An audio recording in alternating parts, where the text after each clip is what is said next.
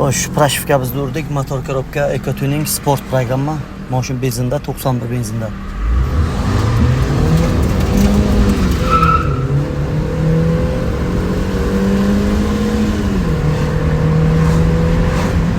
Shu mashin chiqdi, gaz taylaymiz.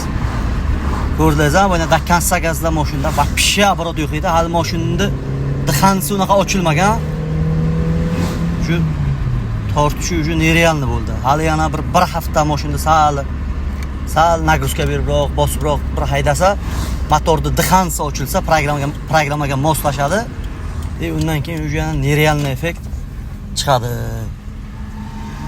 Keyin mana shu EcoTuningda ko'plar aytadi, xo'sh, rasxod qanday ekonom bo'ladi? Rasxod programmadan ekonom qilingan motor korobka programma urildi.